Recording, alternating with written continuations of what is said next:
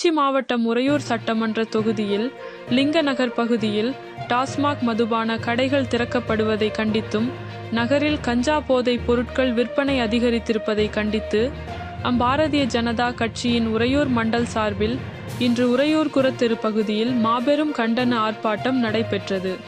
இந்த ஆர்ப்பாட்டத்திற்கு உறையூர் மண்டல் தலைவர் ராஜேஷ் தலைமை வகித்தார்.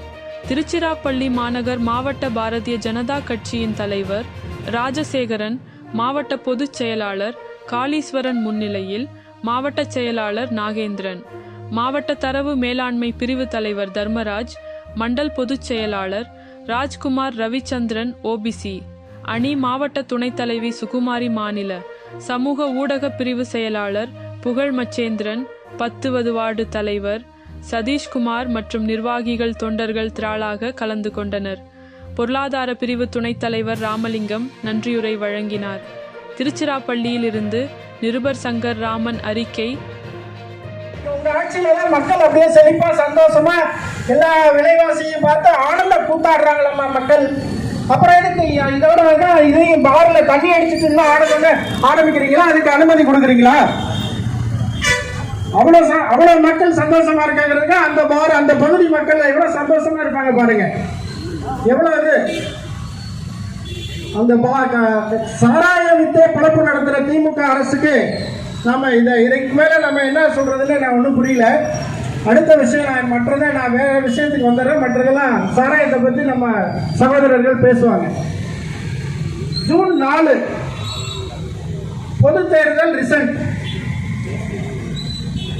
விஸ்வகுரு வென்றார், நரேந்திர மோடி அவர்கள் வென்றார். ஜூன் 9 மீண்டும் நரேந்திர மோடி பதவியேற்றார். தமிழகம் எங்கும் ஒரே அழுகுரல், ஐயோ போச்சே, ஐயோ போச்சே, ஐயோ 40 ஜெயிச்சு லாசமா போயிட்டோமே, என்னடா பண்றது, ஐயோ நாம டெல்லியில போய் கூட்டி ஹிந்தியில பேசி ஒரு 10 இலாக்கா மந்திரியை வாங்கி 10 லட்சம் கோடி 5 வருஷத்துல சுருட்டலாம் நடத்தவே போச்சே, எல்லாம் போட்டாலும் வயிற்றுல வாயில அடிச்சுக்கிட்டு அழுகுறானுங்க பாருங்க. 9ஆம் தேதியிலிருந்து இன்னும் அழுகுறானுங்க. பட்ஜெட்டை அறிவிச்சது நேற்று. பட்ஜெட்லயே ஒப்பாரி வச்சுக்கிட்டு இருக்காங்க. தமிழகத்துக்கு ஒண்ணுமே இல்லை, ஒண்ணுமே இல்லைன்னு. தமிழகத்துக்கு எப்படின்னா தமிழக மக்கள் ஓட்டு போட்டாங்க, என்ன செய்யல தமிழகத்துக்கு எல்லாம் செஞ்சாங்க. நன்றி கேட்டதுல ஓட்டு போடல. இருந்தாலும் அவர் விட்டாரா? எவ்வளவு அறிவிச்சிருக்காங்க புத்தகம். இன்னும் ஒரு 4 நாள்ல பாருங்கடா தமிழ்நாட்டுக்கு எவ்வளவு அறிவிச்சிருக்காங்க, என்னென்ன நலத்திட்டங்கள் வந்திருக்கு உங்களுக்கு வரிசையா வரும் பாருங்க. அப்பையும் தின்னு விட்டு அனுபவிச்சுட்டு நாங்க நன்றி கேட்ட நாங்க ஓட்டு போடாதீங்க, ஓட்டு போடாதீங்க, போடவே வேண்டாம். நீங்க போடவே வேண்டாம். நீங்க இங்க திமுகவுக்கே போட்டு அழுது மண்ணு தலையில மண்ணாடி கொட்டிட்டு போய் தொலைங்க. நீங்க நான் இன்னும் 500 பார் ஓபன் பண்ணுங்க, எல்லாம் குடிச்சிட்டு செத்து மடிக்கடா. கள்ளச்சாராயத்துல 100 பேர் செத்தோம் பாத்தீங்களா? கள்ளக்குறிச்சியா? என்ன எத்தனை அரசாங்கம் நடக்குது, அரசாங்கம் நடக்குது. இதுக்கு மேல நான் என்ன சொல்றதுன்னு தெரியல. இன்னும் நிறைய பேச வேண்டியது. அடுத்தடுத்த நிர்வாகிகள் பேசுவாங்க. அதனால நான் என்னுடைய உரையை இதோட முடிச்சுக்கிறேன். நன்றி, வணக்கம்.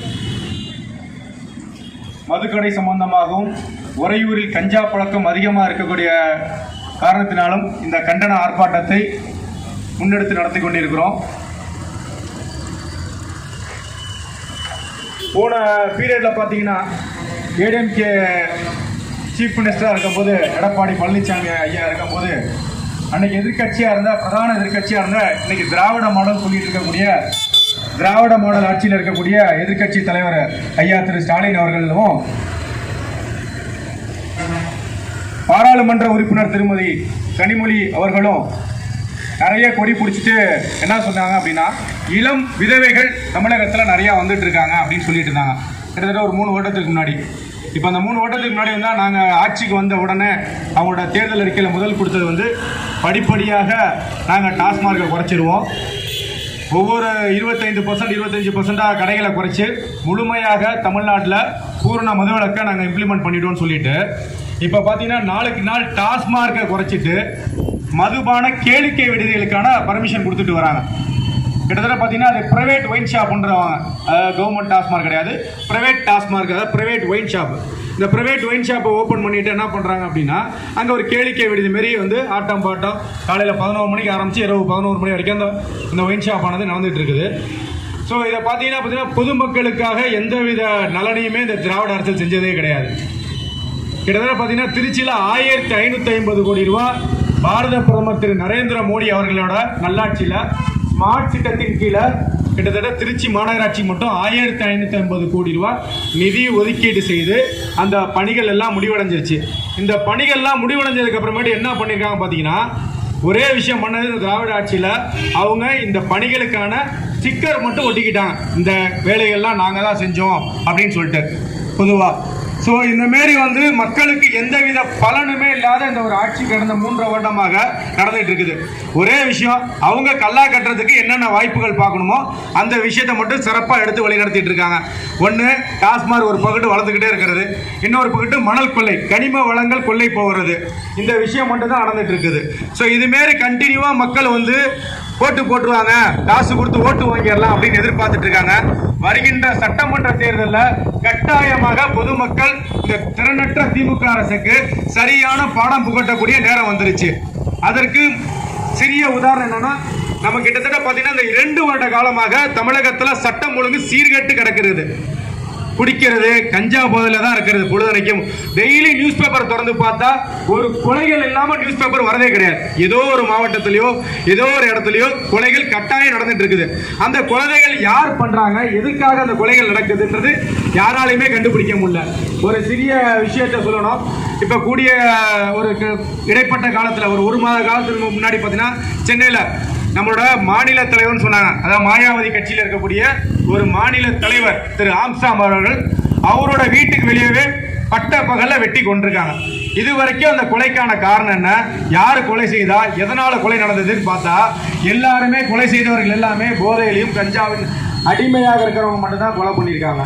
ஸோ இந்த போதை வஸ்துக்கள்னால தமிழகம் சீரழிஞ்சு போயிட்டு இருக்குது. மீண்டும் மீண்டும் இந்த கடைகள் திறக்கிறதுனால பொதுமக்களும் இளைஞர் சமுதாயம் சீரழிஞ்சு போகக்கூடிய கால சூழ்நிலையில் இன்னைக்கு இருந்துட்டு இருக்கோம். தயவு செய்து இந்த புதிய மதுபான கடையை கட்டாயம் மூடணும். வரக்கூடிய ஆட்சி கட்டாயம் மாற்றத்தை உருவாக்கும். மீண்டும் பாரதிய ஜனதா கட்சி தமிழகத்தில் நாங்கள் ஆட்சியை பிடிப்போன்ற மாற்று கருத்தே கிடையாது. ஆர்ப்பாட்டம் இது ஆர்ப்பாட்டம், ஆர்ப்பாட்டம் இது ஆர்ப்பாட்டம், பாரதிய ஜனதா கட்சியின் ஆர்ப்பாட்டம்.